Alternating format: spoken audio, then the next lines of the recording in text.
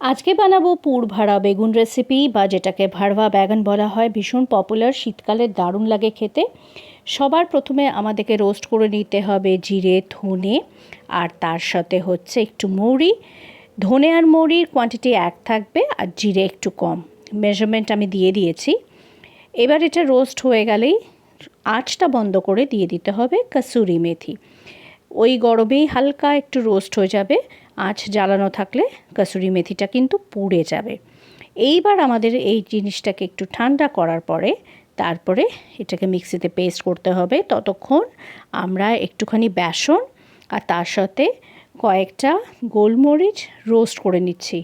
হালকা হাতে রোস্ট করে নিতে হবে, আঁচটা একদম লো থাকবে। এবার এই সব কটা নিয়ে একসাথে আমরা পাউডার বানাবো, বাট ফাইন পাউডার না, একটু কিন্তু এর মধ্যে রাফলি আমাদেরকে কিন্তু এটা পাউডার বানাতে হবে। এবং এটাকে একটা বোলে ঢেলে নেব। এবার এর মধ্যে দিয়ে দেব হলুদ গুঁড়ো, লঙ্কা গুঁড়ো,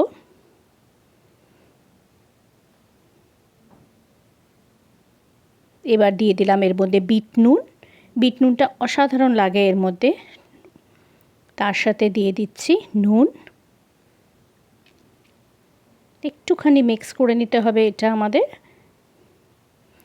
এই জিনিসটাকে কিন্তু আপনি এই পাউডারটা বানিয়ে রেখে দিতে পারেন, তাহলে পরের বার যখন বানাবেন অনেকটা টাইম সেভ হয়ে যাবে।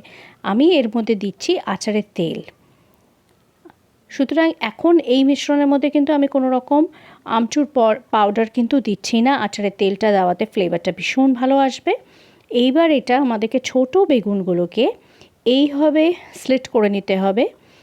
এন্ড অবধি স্লিট করবেন না, এবং ভালো করে পুরগুলো কিন্তু ভরে নিতে হবে। এবার একটু সাদা তেল দিয়ে দেবো প্যানে। এরকম ফ্ল্যাট প্যান হলে খুব ভালো হয়। আর বেগুনগুলোকে এরকম দু পিঠ আমাদের ভালো করে এটাকে ভেজে নিতে হবে উল্টে পাল্টে। এটা ভাজতে একটু সময় লাগে, 70% অবধি আমরা এটাকে ভেজে নেব একটু ঢেকে ঢেকে। এবং এটাকে খেয়াল রাখতে হবে যেন নিচটা পুড়ে না যায়। তো মাঝামাঝি টাইমে আপনাকে একটু পাল্টে দিতে হবে, উল্টো পাল্টা করে আপনি এটাকে বেগুনগুলোকে ভেজে নেবেন। 70% ভাজা হয়ে গেলে এইবার এগুলোকে আমরা তুলে নেব প্যান থেকে, এবং সেই প্যানের মধ্যেই দিয়ে দেব কিন্তু তেল, এবং বাকি রান্নাটা শেষ হবে। ততক্ষণ আমরা চপ করে নিচ্ছি। এখানে দুটো পেঁয়াজ এরকম ফাইনলি চপ করে নেব। পেঁয়াজ ইউজ হবে, আর আমি এখানে ইউজ করছি আদা, রসুনটা ইউজ করলাম না। এরকম ফাইনলি চপ পেঁয়াজ, তার সাথে মশলাটা বানিয়ে নেব এবার একটা, যেটা দিয়ে গ্রেভিটা হবে। 2 চামচ টক দই দিলাম, তার সাথে হলুদ গুঁড়ো দিয়ে দিচ্ছি, এখানে লাল লঙ্কা গুঁড়ো দিয়ে দিচ্ছি। এটা খুব ঝাল হয় না, ঝালটা আপনার প্রেফারেন্স অনুযায়ী কিন্তু আপনি দেবেন। এবার দিয়ে দিলাম জিরে গুঁড়ো, আর তার সাথে দিয়ে দেব ধনে গুঁড়ো। একটু হিং দিয়ে দিলাম, গন্ধটা খুব ভালো আসবে। দিয়ে এটাকে ভালো করে মিক্স করে নিতে হবে। দইয়ের সাথে মশলাগুলোকে খুব ভালো করে ফেটিয়ে নিতে হবে আমাদের, এবং এটা দিয়ে তৈরি হবে আমাদের এই গ্রেভিটা। এর মধ্যে একটু দিয়ে দিলাম কাশ্মীরি রেড চিলি পাউডার। এটা আপনি স্কিপ করতে পারেন, কিন্তু এটাতে ভালো একটা কালার আসবে। আমাদের এই গ্রেভির মশলাটা রেডি হয়ে গেছে। প্যানের মধ্যে জিরে দিয়ে দিয়েছি। জিরের সাথে ফোড়নে দেব হচ্ছে শুকনো লঙ্কা, ভীষণ ভালো যায়।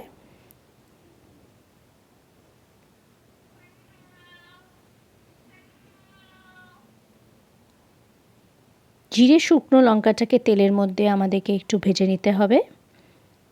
এরপরে এর মধ্যে দিয়ে দেব আমরা কুচনো পেঁয়াজ। পেঁয়াজটাকে ভালো করে ভাজতে হবে, কিন্তু ট্রান্সলুসেন্ট হওয়া অবধি ভাজলেই চলবে, খুব বেশি লাল লাল করে কিন্তু ভাজার দরকার নেই। পেঁয়াজটা আমাদের ভাজা হচ্ছে, ততক্ষণ আমরা গ্রেট করে নেব একটু আদা। আদা পেস্ট ইউজ করছি না, একটু গ্রেট করে দিয়ে দেব এর মধ্যে, এবং 1 ছোট চামচ মতো আদা গ্রেট করে নিচ্ছি। আদার গন্ধটা ভীষণ খাটে, তো সেই কারণেই আদা। পেঁয়াজটা দেখুন ততক্ষণ আমাদের ভাজা হচ্ছে। এবার দিয়ে দিলাম এর মধ্যে আদা। আদা দিয়ে পেঁয়াজটাকে আরেকটু নাড়াচাড়া করে নিতে হবে আমাদের। এরকম ফ্ল্যাট প্যানে করার কারণ হচ্ছে বেগুনগুলো খুব ভালো সাজানো যায় এবং বেগুনগুলো দুপিঠই খুব ভালো করে কুক হয়, সেই কারণেই কিন্তু ফ্ল্যাট প্যান, নইলে আপনি কড়াইতেও বানাতে পারেন। আমাদের এই পেঁয়াজগুলো ভালো করে ভাজা হয়ে গেছে, একটু জল দিয়ে দিলাম দই দেওয়ার আগে, নইলে দইটা কিন্তু ফেটে যাবে। এবার এর মধ্যে দিয়ে দেব দই, যার মধ্যে সব মশলাগুলো আমরা মিলিয়েছিলাম, এবং জল দেওয়া হয়েছে বলে এটা কিন্তু আপনার কার্ডেল করবে না। আপনি একটু আঁচটাও মোটামুটি মিডিয়াম থেকে লোয়ের দিকেই রাখবেন যখন দইটাকে দিচ্ছেন। এবার ওই বাটিটার মধ্যে আরেকটু জল দিয়ে পুরো মশলাটা কিন্তু আমরা ইউজ করে নেব, দিয়ে দেব প্যানের মধ্যে, দিয়ে আমাদেরকে ভালো করে মশলাটা কিন্তু কষিয়ে নিতে হবে। আমরা এটাকে ভালো করে নাড়াচাড়া করে কষিয়ে নেব যতক্ষণ না জিরে গন্ধটা চলে যায়। এবার দিয়ে দিলাম সেই রোস্টেড মশলা 2 চামচ মতো এর মধ্যে দিয়ে দিলাম, আর একটু যেটা ফ্লেভার এনহ্যান্স হবে, খুব ভালো লাগে খেতে। এটা শীতকালে ট্রাই করবেন, রুটির সাথে তো খুবই ভালো লাগে, আপনি যে কোনো জিনিসের সাথে এটা খেতে পারেন। এই দেখুন আমাদের মশলাটা মোটামুটি হয়ে এসেছে।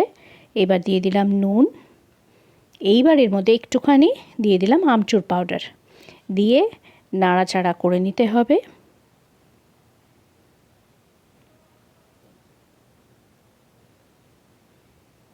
মশলাটা যখন এরকম একটা কালার এসে যাবে, এর মধ্যে দিয়ে দেব আমরা এবার জল, যেটা দিয়ে তৈরি হবে আমাদের গ্রেভিটা। কেন আমাদের 70% বেগুনটা কুক হয়েছে, আরও 30% কুক করা বাকি আছে, সেই কারণে একটু জল দিলাম। দিয়ে একটু যখন এটা ফুটে উঠবে, তারপরে দেব আমরা বেগুন।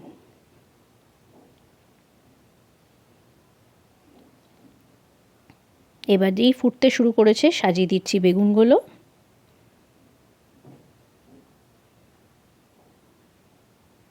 এবং এটা মিডিয়াম আঁচে কিন্তু পুরো রান্নাটা হবে, তাহলে দেখবেন বেগুনগুলো পোড়া লাগবে না, মশলাগুলো তলা দিয়ে পুড়বে না, অথচ খুব সুন্দর কুক হয়ে যাবে, সফট হয়ে যাবে বেগুনগুলো, এবং বেগুনের ভেতরে মশলাগুলো ইনট্যাক্ট থেকে যাবে। তো সাজানো হয়ে গেছে বেগুনগুলো। এবার এর মধ্যে দিয়ে দেব চেরা কাঁচা লঙ্কা, সেটা আপনার স্বাদ অনুসার আপনি যতটা চান ততটা দিতে পারেন, আমি এখানে 3টে মতো দিয়ে দিলাম। এবং এবার এটা ঢেকে দিয়ে মিডিয়াম টু লো আছে খানিকক্ষণ আমরা এটা কুক করে নেব। মাঝে মাঝে একটু দেখে নেবেন যেন আপনার মশলাটা লেগে না যায়, সেটা খুব ইম্পর্টেন্ট। দিয়ে দিলাম, মোটামুটি হয়ে গেছে ফ্রেশ ধনেপাতা। ব্যাস, মোটামুটি আমাদের রান্না শেষ। পরিবেশন করুন, আর গরম গরম ভাত হোক কি রুটি হোক বা পরোটা হোক, ওটার সাথে আপনি এনজয় করুন। ট্রাই করবেন এই রেসিপিগুলো, এবং এটা ছোট বেগুন দিয়ে বানাবেন, যেটা বানাতেও ইজি, খেতেও ভালো লাগে, এবং এইভাবে ট্রাই করে আমাকে জানাবেন।